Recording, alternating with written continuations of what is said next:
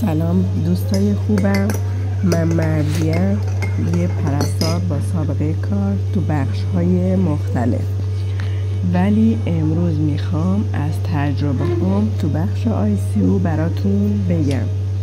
قبل از هر چیزی عذر میخوام از همتون، از تمام فالوورای عزیزم اگه صدام یکم بد میاد، به خاطر آنفولانزاییه که تو این روزای اخیر گرفتم.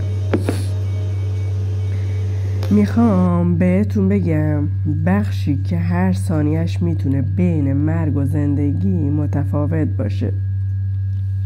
زندگی و مرگ فقط چند ثانیه فاصله دارن. خب من میخوام یه روزم تو ICU باهاتون در میون بذارم. خب اون روز یه شیفت صبح بود، مثل همیشه من وارد بخش ICU شدم. ماسک، گان، دستکش، تمام وسایل استریل رو پوشیدم و آماده شدم اومدم تو بخش. تو ICU اولین چیزی که میفهمی اینه که اینجا وقت نداری. اینجا کلا اگه یه دونه مریضم داشته باشی، از اول شیفت تا پایان شیفت باید بالای سر مریضت باشی، چون مراقبت 0 تا 100 مریض با خود پرستاره و هیچ همراهی نداره. همه چی سریع اتفاق میفته، حتی نفس کشیدن هم باید حساب شده باشه. ما مقدار ادرار مریض رو حساب میکنیم مریض دیف داشته، یعنی دف داشته یا نه.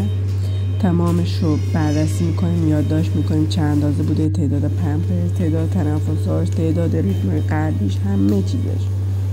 حالا داستان از کجا شروع شد؟ داستان از اینجا شروع شد که مریض تخت 5 من یه آقای 60 ساله با سابقه جراحی قلب بود. وضعیتش استیبل بودا، ولی یه دفعه دستگاه آلارم زد. رفتم بالا سرش، ریتم قلبش تغییر کرده بود، فشار خونش افت کرده بود، همزمان صدای مانیتورها یکی یکی پشت سر هم بلند میشد. زنگ زدم، دکتر اومد. منم فوراً با همکارای CPRم شروع کردیم به CPR.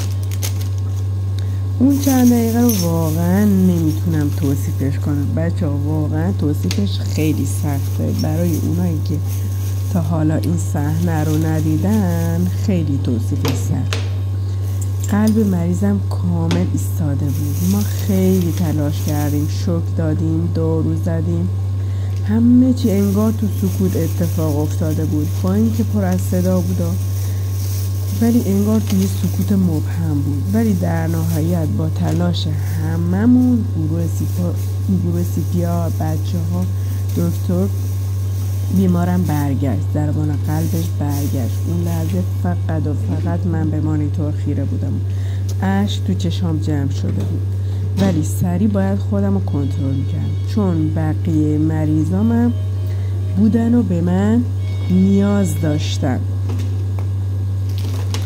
بعد اون اتفاق تا ساعتها من میلرزیدم، اما یادم اومد که چرا این شغل رو انتخاب کردم. بچه ها، اینجا جاییه که آدم با تمام وجودش زندگی میکنه، میجنگه، بعضی وقتا واقعا خودشو میبازه، کم میاره، ولی ما همیشه باید آماده باشیم. اگه تو هم یه پرستاری، منظور منو میدونی که من چی میگم. تمام پرستارا این صحنه ها رو تجربه کردن. وقتی مریضشون میره، مریضشون کد میخوره، مریضشون ریتم قلبیش میره و اینکه بدو شوک بده، بدو ماساژ بده، دکتر بدو بیا، بیهوشی بدو بیا، مریض رو اینتو بکن، مریض تنفسش مشکل داره، مریضم داره میره، یعنی کلی استرس. یعنی اون زمان تو حس نمی کنی که اون فقط یه مریضه ها، حس می کنی این یه شخصه که خودشو به تو سپرده.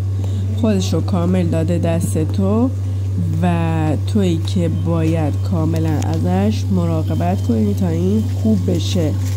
اگه مریضت هوشیار بشه که دیگه خیلی به تو امید داره، خیلی به تو امید داره و امید داره که تو اونو خوبش کنی، برگرده خونش، پیش خونوادش.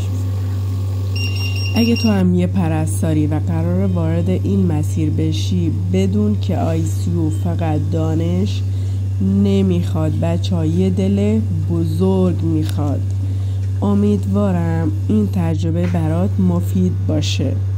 این تجربه منه از ICU. اگه دوست داشتی لایک کن، کامنت بذار. اگه تازه به کانالم اومدی حتما منو سابسکرایب کن تا از تجربه های واقعی بیشتر برات بگم. ممنون که تا آخر ویدیو با من بودی. مراقب دل مهربونت باش،